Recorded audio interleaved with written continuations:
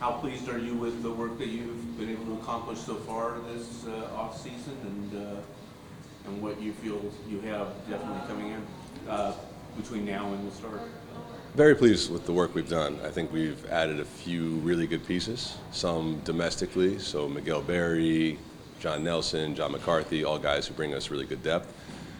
And internationally, obviously, Miki Yamane has been the sort of confirmed official signing, and then we're very close with one DP target, and then I think in a pretty good way with a second, or would be our third DP. So we really feel it's important to have our squad together as close to the start of the preseason as possible to give us the best chance to succeed, because we obviously have a big game coming at the end of February, but we also open up on the road a number of games in our first 13. So really important to have as strong a squad as possible as we set out. Should we expect to see a lot more interleague additions? I know in the midfield, you guys got a good set of starters, but maybe need some depth, maybe defensively. Should we expect to see more interleague moves? Interleague or intra-league, I wouldn't necessarily say I expect to see more. It's the market kind of is the market, right? And so I think we always see a few moves coming once preseasons have kicked up.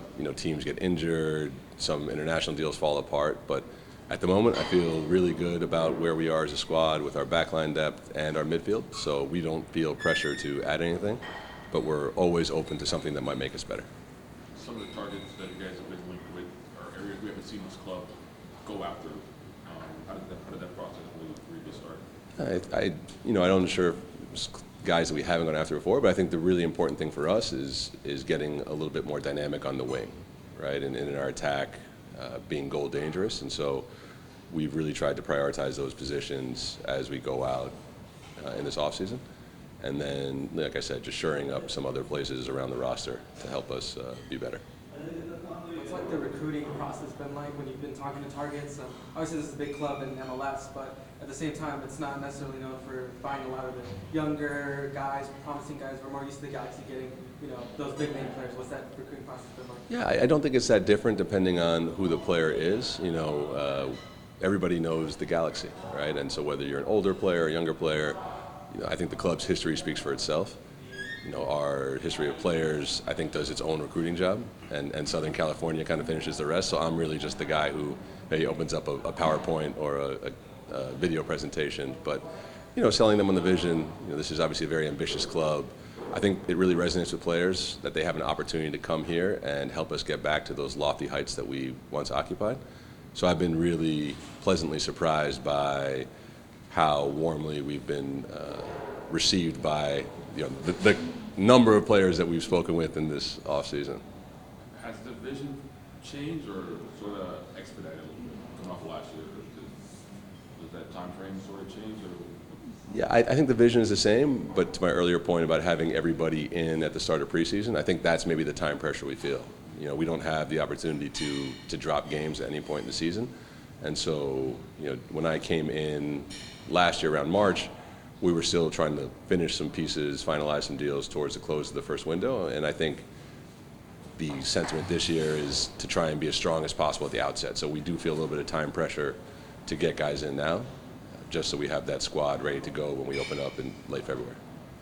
So it was an intentional play by the club to try and bring in two DPs during this winter window?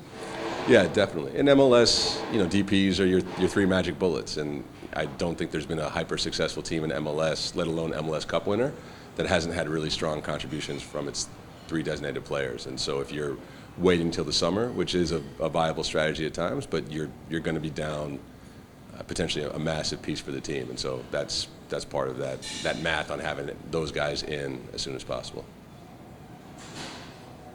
Just a couple of moves here. We saw the McCarthy move, which sort of gives you guys three keepers. You still in that position open going into camp? Or how does that position sort of, you think it plays itself out? Yeah, I think competition is always good, right? And John brings us just a veteran guy who has been through all the wars from the early USL days and Bethlehem Steel to being MLS Cup MVP. And so, we never shy away from adding a good depth piece that's high character and will help raise the level of competition for the group. Yeah, another one of those moves you guys made earlier, the Tyler Boyd trade in Nashville. I guess what was the discussions like with him? Was it, did you guys already have something set if he was going to be? We were really hoping to retain Tyler. Tyler placed a big bet on himself last year coming from Turkey, and that bet hit. And credit to him, he earned the right to get the contract that he was looking for. And my job in this role is to just be mindful of the unique constraints posed on us by the MLS salary cap. And unfortunately, Tyler's performance was so strong that we didn't feel that we were able to match what he was looking for. Same situation with Billy Sharp? Billy Sharp, he was on an option, and so he came at a much lower number last year. And then, again, the MLS budgets are the MLS budgets, and so with where his option was, it was always going to be very difficult to pick up. Billy Sharp also is an international, and this is a very sort of inside baseball piece of it, but international slots have their own value associated with them, right? We traded Tyler Boyd for a couple international slots, and that is a cost to that too. And so where possible, if you can get a domestic player, that does help your salary budget.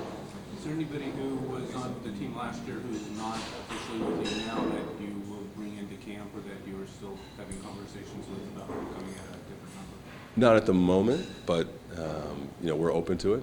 I think some of those players who were with us last year are evaluating what the market looks like, and so once they've gotten their arms around what might or might not be out there, they'll come back around and we can have a conversation about that. Any others here? All right, we'll go to Zoom next. Josh Esselman, you should be able to unmute yourself. Go ahead. Hey, Will, thanks for taking the time. Appreciate it. Wanted to see if you could comment on the Carlos Vela rumors. There's a lot of reporting in the press that the LA Galaxy are interested in retaining him. Well, we can't retain him because he never played for us. But no, Carlos and I have a pre-existing relationship from our time working together in the past. But no, there are no imminent conversations to have Carlos join our group. And then, can you talk a little bit about the collaboration? Obviously, you came in sort of a different role whenever you joined the Galaxy, and now as GM. How are you guys going out and sort of searching out these players, and has that changed at all in the last, say 12 months or so? It hasn't changed at all. We try to be very collaborative.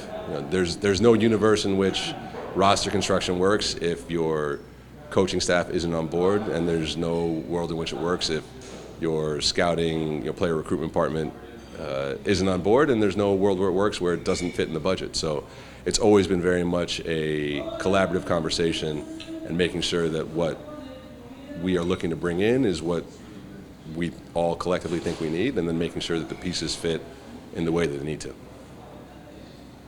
Do you feel like there's any budget constraints? Obviously with MLS there always is, but how do you feel the Galaxy are sort of positioned right now to take advantage of, or are sort of under the budget cap?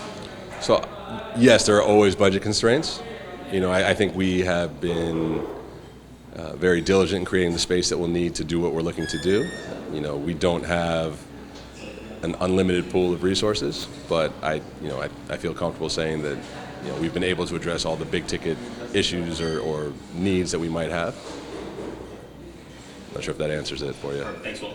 Shame on you for not being here, by the way, Josh. Come on. I know. I'll try harder. Andy, go ahead. Thanks, Ricky. Hey, well, you kind of just alluded to it a little bit. You started off by saying you were obviously happy with the stuff you guys done this whole season, but last year at this time it was a totally different time for the club with a lot of things going on. Things changed. You mentioned the DPs. If you can get them over the line, that would be super helpful. What is your opinion on the state of the Galaxy at this moment leading into the season? Yeah, the state of the Galaxy for me right now is really exciting.